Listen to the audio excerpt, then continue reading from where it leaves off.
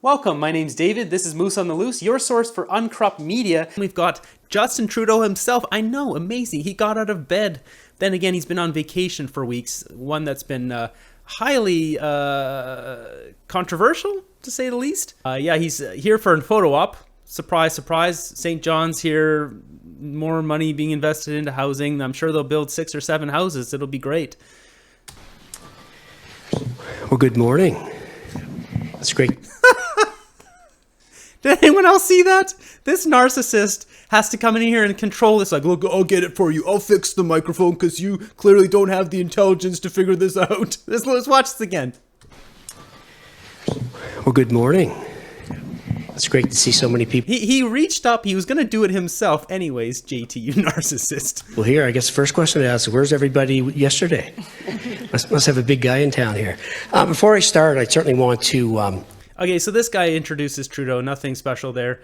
Thank you, Wayne, for your words, but thank you also for your extraordinary work for the people of St. John. It really is a pleasure to be able to do so much with you here over the past many years. Donna and Mayor Reardon, thank you so much for your welcome as well. Thank you for your leadership as we've come together with this announcement. Oh, cut the crap, Trudeau. Like, seriously, man. Today, I want to thank the assembled councillors, Mayor Merrifield, other officials who are here. This is really about all of us coming together to respond to the challenges that communities and individuals are facing right across the country. I had the opportunity to sit down with April, one of the residents of this building, just earlier, and she talked about how challenging it was to find an affordable place to live, but also how much over the past months she's been able to develop her independence, her sense of building a strong future through having a safe and, quite frankly, excellent place to live. In a tent on the street. Yeah, we know. Lots of people are sleeping in tents on streets now, Justin. That is also affordable, because that really matters. And this building we're in... Tents are slightly more affordable than a typical house. By the way, what are you wearing here, Justin? What is this? Fred Penner called. He wants his jacket back. If you're a little too young to get that reference, Fred Penner, I've got you covered here. This is Fred Penner. Well, that's what he looks like now. He had this, what is this? Fred Penner's Place right there. So this is a show that was on when I was a kid. Look at this. There you go. There's something that Justin would wear. It matches rainbow diaper. Just last week, Wayne, you were here with the mayor as well for a rapid housing announcement over at Barracks Green that is showing what we can do, especially to help the most vulnerable. We know there's real challenges around homeless populations here in the city and across the country that we need to continue to step up on. And those are 2 different programs. And today we're here to announce a 3rd program, a really big one. C'est le Fonds pour l'accélération de la... Okay, Spiris the Great Poupon. So this guy just says he knows there's a problem with people being homeless and something they need to continue to step up on. This has gotten worse over time, Justin. Can you just do the math? Obviously, he knows he's causing the problem. He doesn't care. What's your net worth, Justin? What's your net worth? That's all I want to know. That's what everyone wants to know. And where'd you get that money? Thanks. Today for the 22nd Housing Accelerator Fund announcement across the country. We've worked very, very hard with the City of St. John to come to an ambitious proposal that's going to increase densification, that's going to accelerate the processes in terms of building more housing more quickly.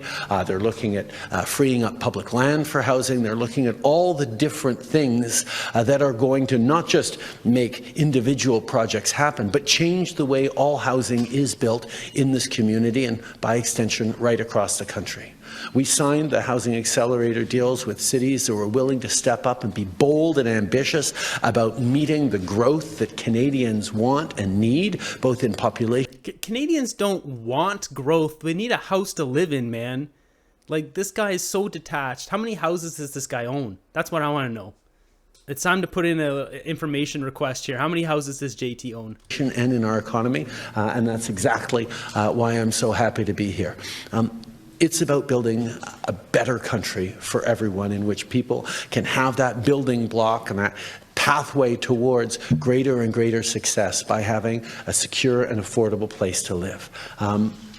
We know that people are worried that the promise of Canada doesn't hold the way it used to. That promise that every generation should be able to succeed even better than the one before because of the work that we've done over generations and generations.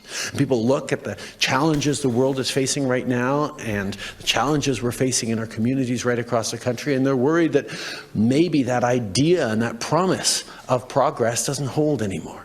He really loves he likes to eliminate that middle section there. So it's either it's the world's problem or it's local communities. It's never the government of Canada. It's always bigger or smaller. You notice that? Scumbag JT, just a big windbag wearing Fred Penner's jacket. That's why we're working so hard to secure that promise, to make the kind of investments that are going to create an even better country and even better opportunities for everyone. By the way, I got no problem with this jacket. If you have a jacket like this, it's just, if you're going to be a prime minister, then maybe like put on a suit, man. You don't have to look like you just came fresh out of a German disco or something. Like, come on, man. Just put a suit on, put a tie on, and look like a professional. It's hard work, but the way it gets done is by rolling up our sleeves and doing it together. And that's why I'm so pleased to be here with the mayor and the municipality on this one. There's other programs we've worked very closely with the province on, including, for example, accelerating the construction of apartment buildings.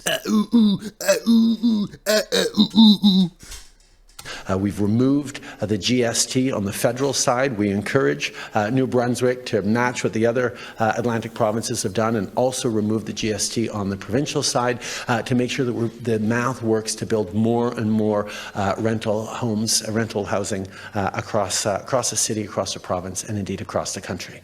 The math does not work, Justin. We've already done the math on here. I did it on like 7 videos. The math does not work. When you have 500,000 immigrants coming in, and you have like 500,000 foreign workers and another couple 100,000 students. What is it, 1.2 million? I've seen reports saying 2.5 million this year. I don't know what the true numbers are, and neither does the government, because you also have asylum seekers. Either way, 260,000 houses being built by home builders the math does not math, Justin. Prime Minister, it's an honor to be here with you today and with our MP Wayne Long. It's not an honor to ever be in that man's presence. Let's be honest. My question has to do with developers. With inflation and interest rates posing to be big challenges for developers to get projects off the ground, can you comment on what the federal government is doing to help developers actually build apartment buildings? Well, actually, we've done a couple of really big things. We announced a increase to the loan programs from $40 billion to $60 billion to help with financing of construction, of the rental constructions. We've also, in taking the GST off of new apartment building constructions, it actually makes the math work that much better. We understand that the cost of labor, the cost of resources and materials is going up with inflation. We're working on bringing inflation down, and it's steadily been coming down over the past. Yeah, having record spending is not bringing inflation down, Justin. This guy just... I would rather have an onion as a prime minister than Justin Trudeau. I've got a bag of onions back here, Justin. If you just want to, go back to Aga Khan or Jamaica, whatever, China, your favorite places, just go back. I got the onion. I'll just go put it in your chair and we'll be better off. We're going to continue to be there to make sure that everyone is working together to build the kind of future we need for Canada. Next question. Oh, that face there is just the worst. That is the worst. That's worse than like a large Bavarian man farting right in your face. Like, it's just, I gotta vomit. 9.8 million is given. What went into determining how much each municipality received? We put forward $4 billion a couple of years ago. And the people who I need their political support from, the most, I bribe the most. That's how I make decisions. For the express purpose of making sure that cities were able to meet their own ambitions for growth, for opportunity, for their... Blah, blah, blah, blah, blah. I wanted to ask about the siba program. Of course, the deadline is coming up tomorrow. What was the reasoning behind not extending that program? And is there any concerns about the impacts this could have on businesses who are still trying to recover from COVID? We have consistently been there for small businesses across this country since we got elected, since 2015, where we lowered small business taxes. We've actually increased the capacity of small businesses to grow and still benefit from small business taxes. We stepped up with significant supports, the siba loan. Is that like the small businesses in the natural health industry where they're all basically being shut down? So I haven't done a video on this yet, but basically the government is putting in such strict regulations. They're basically squashing all small businesses in the natural health market. So if you're someone who relies on the extra vitamins or whatever from some goji berry powder or whatever it may be, good luck. You're going to probably have to order that from Amazon US from now on, if they even allow that. So talk about supporting small businesses, talk about destroying small businesses. We understand that things, even as the economy has bounced back from COVID, continue to be challenging, which is why we extended twice the repayment deadline for the siba loans. But we are now far enough from the pandemic that we do have to wrap up pandemic programs. As the majority of businesses have done, they can repay the siba loan by the 18th and benefit from... Thanks, Sherlock, for that one. If they want to, they can repay the loan because daddy needs more money. Well, given the challenges that healthcare is facing across the country, and no surprise in New Brunswick, would you then scale back health transfers as you did with abortion should something come down the pipe? It is part of the federal government's responsibility to ensure that health care is provided to all citizens Except you can't, because there's too many immigrants coming in. So immigrants aren't able to get doctors. This is another story I haven't been able to cover. There's just so many immigrants, and they come here, they need doctors too, and they can't get them. There's just not enough doctors. It's not ethical to bring in so many people and not have them be able to get care. This is basic math. As Pierre Poilievre said in the Andrew Layton interview there, he would tie the immigration numbers to the direct numbers of houses being built and the amount of doctors or care people can get. There has to be a math formula, not one you're bringing in supporters who will vote for you in the next election at the expense of breaking everyone's back in this country. Investments from all of our tax dollars into the healthcare systems across the country. People have a right to expect top quality healthcare, and the federal government will always be active in ensuring that people get it. Yeah, if you look at anyone who's trying to get healthcare, like there was even that report that in Toronto they were telling citizens to not go to the ER room. That's top quality healthcare. No matter what problem you have, if you have to go to a doctor or whatever, you're screwed, because it'll take months to get anything you need. They brought in 400,000 people in the last 3 months. All those housing accelerator houses over the next couple years won't even equate to the first 3 months of this year. There's no other way to slice it at this point. I guess we just have to endure Trudeau until he finally calls an election sometime late 2025. And to finish up here, so I mentioned Trudeau's vacation had some scandal behind it. So his story has changed multiple times. So if you're not familiar, Trudeau went down to Jamaica for a couple of weeks while the rest of us were suffering in the cold. And like my house here is freezing cold, and my heat bill is going through the roof. I don't know if you guys can see, but behind me there, you can't barely see it. This section right here was an addition, but the rest of it's all cedar logs. So I live in a house that has no insulation, basically. It's freezing. Anyways, so he's in this Jamaican house here. You can see that rents out for $9,300 per night. And at first he said he cleared it with the ethics commissioner and he would be paying for his vacation. Then it came out, no, actually it's not paid. It's free. His office was questioned about it later. They said, no, it's free. It's free. He doesn't have to pay for it. It's like, okay. Then they found out the ethics commissioner doesn't pre-authorize vacation stuff like that. They don't pre-authorize it. They don't clear that stuff beforehand. And then it came out, it was a gift. He said, no, I was staying with friends. It was a gift. That means then he's accepting a gift worth $80,000.